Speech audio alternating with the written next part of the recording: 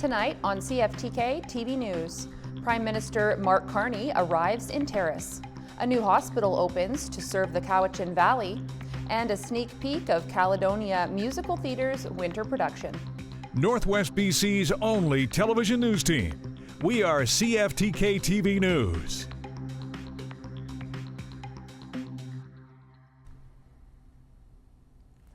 Hello, and thanks for joining us on this Thursday, November 13th, 2025. I'm Jaylene Matthews. The Prime Minister flew into Terrace today to announce the next round of major projects to be priority fast-tracked by the nation. Here's the Prime Minister's jet landing at the Terrace-Kitimat Airport this morning on an unscheduled flight with security detail. The visit was kept under wraps, and it was impossible to catch even a glimpse of the Prime Minister. The announcement took place not long after, as standing with the backdrop of the Skeena substation in Terrace, Prime Minister Mark Carney announced Xilism's LNG and the North Coast transmission line will be considered for federal government fast-tracking as major projects. We're starting to realize our full potential in both conventional, i.e. oil and gas, and clean energies. LNG is an essential fuel for the energy transition. LNG can help Canada build new trading relationships, especially in fast-growing markets in Asia. By 2040, it's estimated the global LNG demand will rise by 60%, and Canada will be ready. We're home to the world's fourth largest reserves of natural gas, and we have the potential to supply up to 100 million tons annually of new LNG exports to Asia. Prime Minister Carney says Xilism's LNG, the Niska-backed floating export facility involving a natural gas pipeline across the north, will be one of the world's cleanest operations, with emissions 94% below global average, all while adding $4 billion a year to the nation's GDP. He says the North Coast transmission line, a 450-kilometer power line between Prince George and Terrace, will power Xilism's and other transformative industrial projects, and it has the potential to create another $10 billion in economic activity. Two Northwest First Nations have already gone to court in opposition to the Xilism's project, but Carney says the federal government is putting huge financing on the table for Indigenous equity ownership of the projects to help ensure they are fair. BC already has two projects on the federal government's major projects lists announced earlier this year, including LNG Canada Phase 2 in Kitimat and the expansion of the Red Chris copper mine near Iskut. None of the projects being considered by the Major Projects Office have yet received a national interest designation that would confer special treatment in permitting and approvals. We'll have more from the Prime Minister's visit and announcements on tomorrow's newscast. Caledonia Performing Arts have chosen a timely, dark, and satirical musical for this year's production. CFTK-TV's Kale Maslin reports. In the early part of December, the R.M. Lee Theatre will play host to a musical being put on by the students of Caledonia Performing Arts. And the show that they're doing this year is called Urinetown, and it's a show that people who aren't Broadway musical fans might not be familiar with. It had strong Broadway pedigree, so it may be a modern musical. Yes, its title is a little bit edgy, but it was critically well received. It earned 10 Tony Award nominations and won 3 of them. So people who know musicals said that show is awesome or solid. The musical is a comedy that satirizes subjects like capitalism, the legal system, and bureaucracy. It will run from December 4th to 6th, starting at 7 p.m. each night, and tickets are available at Misty River Books. And the reason this show was selected as Caledonia's production didn't only have to do with its subject matter or message. As the music director, I really enjoyed the music of the show. We thought that it was the most democratic show because it does share a lot of lines and songs amongst our students. This show has a large chorus, meaning it's got a lot of people on stage, and it's a good show for working with younger actors. And I'm really excited to share that we have 30 people on stage, and 15 of them are in their first musical. So it supports a group of people who are wanting to tip their toe into the trying out Broadway as best we can on our terrace stage. Although a lot of first-time participants are taking part of the production, there isn't a shortage of more experienced performers as well. I did it last year, but I've been in singing and musical theater and dance for my entire life since I was at least 4. I think the first musical I ever did was with Upland Elementary's production of The Princess and the Pea. That was what really got me hooked on this form of storytelling. I really liked acting as a kid. I've always wanted to do something, and my first musical I watched, I just fell in love with it, and so I really wanted to stick with it for all of my high school career. This is my second. We've been working since September. And many of the performers are eager to show off what they could do in terms of their singing talents. Especially since I've dropped about 2 octaves since last year, so I'm able to hit way different ranges. Oh yeah. I practice every night, so this musical's gonna be good. 100%. I don't have as much experience in singing and as some people do, but it's been really fun and getting to learn and progress. It's been really awesome. And while some might initially raise a brow at the title of the musical, all of the students have professed their confidence that everyone will come to enjoy it by the end of it. For CFTK-TV News, I'm Kale Maslin.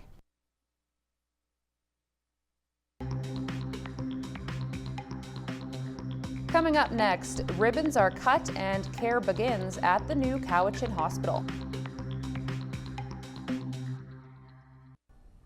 BC's Human Rights Commissioner says the province's response to the opioid overdose crisis violates human rights because it treats the problem as criminal.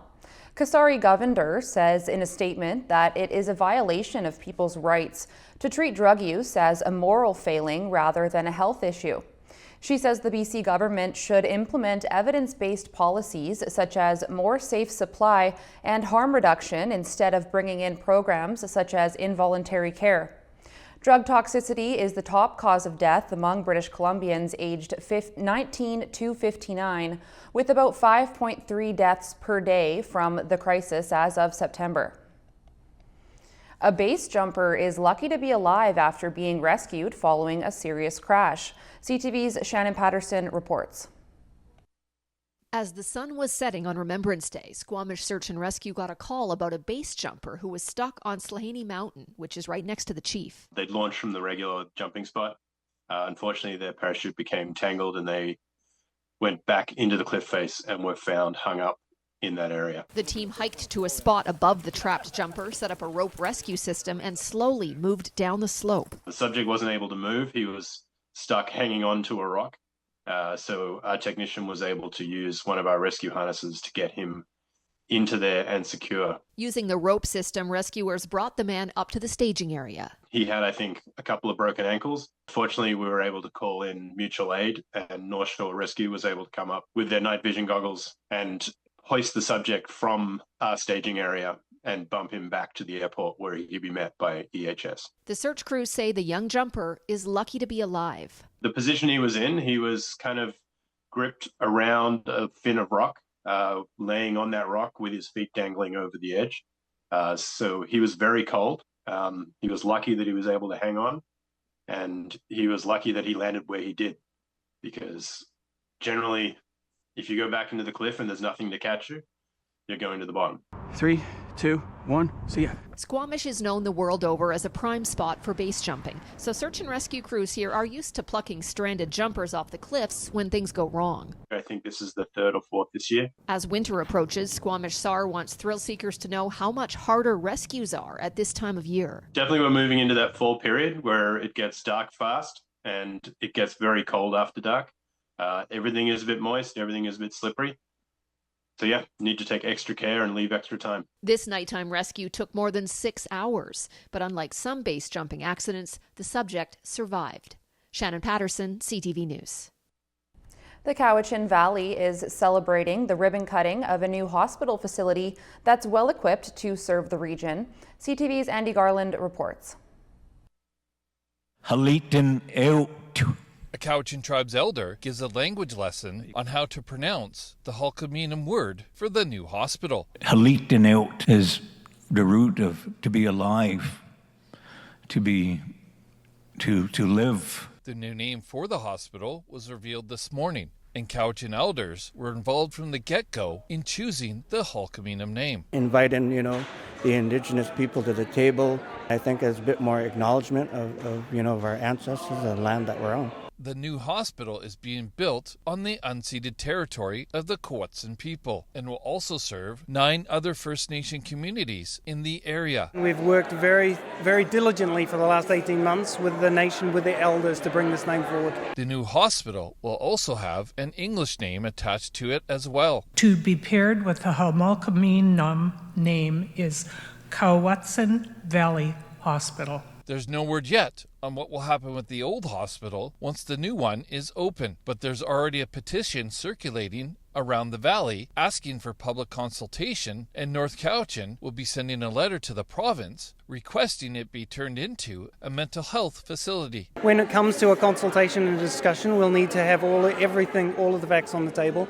We're not there yet because we're focused on operational readiness. Halitan Ayut is currently on schedule and on budget, with the first patients expected through the doors May 2027. Andy Garland, CTV News, the Cowichan Valley.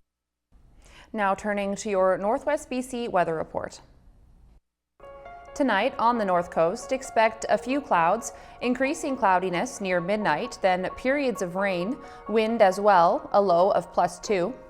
Over the next few days on the North Coast, expect mainly overcast skies, some rain and showers sprinkled in there, and it's looking like a sunny Sunday. Daily highs 4 to 8 degrees, overnight lows from -1 to 6 degrees. Tonight in the Terrace-Kitimat area, expect conditions to be partly cloudy. Fog patches developing late this evening, wind up to 15 kilometers an hour, a low of -2, a wind chill of -5 overnight.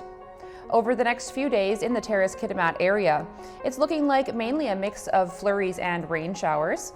Daily highs from -1 to 4 degrees, overnight lows between -5 degrees and 1 degree.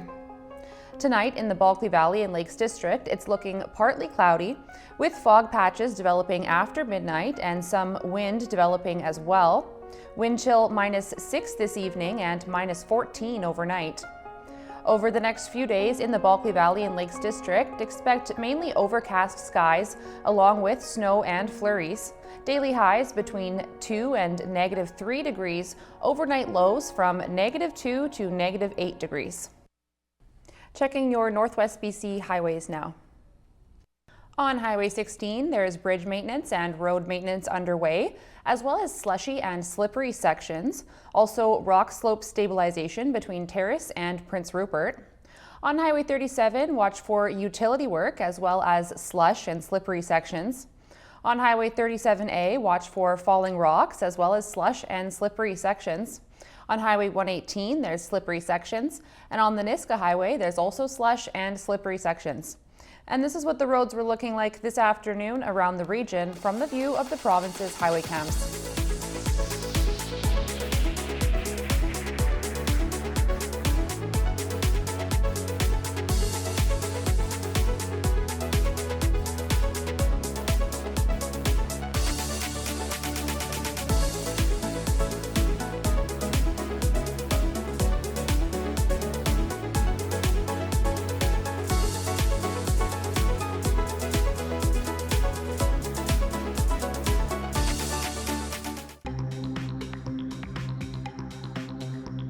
Still to come, a Canadian woman is found dead in Belize. An inmate at the maximum security prison in Agassiz has been assaulted by a number of assailants. A statement from Correctional Service Canada says the assault at Kent Institution happened on November 10th and the victim had to be treated at hospital. It says that Agassiz RCMP and prison officials are investigating the attack, which did not injure any other inmates or staff. Correctional Service Canada says it has taken the appropriate steps to deal with the incident and says the victim has since returned to the prison. A Canadian woman who spent much of her life in Belize was murdered there. CTV's Martin McMahon reports. It was in this small resort in Belize that Marty Thorne's life came to a tragic end. The 65-year-old was found with stab wounds just outside her home on Monday morning. The investigation commenced sometime around 7:30 a.m. today, 10th November 2025, where the caretaker of a property owned by Ms. Thorne reported to police that upon visiting that area, he would have called out for Ms. Thorne but was not able to locate her. Thorne had been living in the community of Bullet Tree Falls, near the border with Guatemala. She split her time between Vancouver and Belize, spending a significant time there operating a spa. Police have taken one person into custody and are looking for others who were potentially involved. Her death coming as a shock to those who knew her. I never saw her with enemies. She was a very friendly person, a very good person, like a family. I know her kids. They always say Uncle Mike, and we were a good buddy, you know. But I never believed what's happened to her. I was really sad what happened. In a statement, Global Affairs Canada confirms it is aware of the death of a Canadian citizen in Belize. It adds officials are in contact with the family who have requested privacy as they grieve during this difficult time. In a statement to CTV News, the family says, Marty was a beloved sister, mother, grandmother, and friend to many. She lived with deep compassion for people and an enduring love for our earth. Marty's life was defined by kindness, generosity, and her unwavering care for others. Her family and loved ones are devastated by this senseless loss and are working with local authorities as investigations continue. Thorne's family says they will remember her as a remarkable woman whose light and love will never be forgotten. Martin McMahon, CTV News, Vancouver. The province of Quebec is facing an exodus of doctors following the adaptation of a controversial bill. CTV's Judy Trin reports. My last gasp attempt. After Quebec's CAQ government passed its controversial Bill 2 last month, Dr. Trevor Hennessy says he's moving his practice to Ontario. The anesthesiologist says the new law blames doctors for deteriorating healthcare. This past Monday and Friday, 9 out of my 12 operating rooms are closed from lack of nurses. Only 3 out of 12 were open. We have surgeons and anesthetists sitting at home because our operating rooms are closed, and yet we're being blamed for the issues in the system. The legislation puts performance markers on doctors, demanding they see 75% of ER patients within 90 minutes and perform 97% of surgeries within 1 year of a patient being assessed. Not meeting the markers could result in pay clawbacks. Those who protest against the bill could face fines of $20,000 a day. That didn't stop thousands of doctors from demonstrating on the weekend. Our government has chosen to forcefully apply a law on us that goes against all of our rights as Canadians. Quebec's doctors have been without a contract since 2023. In the past month, more than 360 doctors have applied for licenses in the neighboring provinces of New Brunswick and Ontario. About half are family doctors. So we welcome everyone. I'm not targeting Quebec doctors. If they call me, I return their call. We asked Quebec's health minister to comment on the potential exodus of doctors. Christian Dubé walked away from our cameras and said, no comment. Judy Trin, CTV News, Gatineau, Quebec. Turning to the markets now, Canada's main stock index finished more than 570 points lower, weighed down by losses in technology stocks, while U.S. markets also tumbled. The Canadian dollar fell slightly. The price of gold dropped $19. Oil was up 20 cents. Natural gas was up 5 cents. Aluminum gained $15. In Toronto, the TSX was down 574 points. The Venture Index was down 29 points. In New York, the Dow Jones was down 798 points, and the Nasdaq was down 536 points. Still ahead, Air Transat is taken to court over passenger rights. Treatment of customers by Air Transat Holidays brought air passenger rights into question. CTV's Adrian Gabriel reports. We want to go home, that's all. On March 31st, 2024, Madhu Haridas and his wife arrived at Punta Cana International Airport to check in for their Air Transat flight home to Toronto. The couple were finishing their first vacation away as husband and wife. We had fun except the last day. The last day? Yeah. Not so fun. Not so fun. That's because when they arrived at the airport, this Air Transat check-in supervisor refused to check them in unless the couple erased video they had taken of their customer service experience. I need to delete all pictures and all video for check-in. When they first arrived at the airport, they asked an Air Transat agent where they should line up. Harry Das's wife was traveling with an Indian passport and a Canadian work permit. He first yelled and told to stand behind a red line. So there was a red marker on the floor. So when he yelled, immediately we stood behind.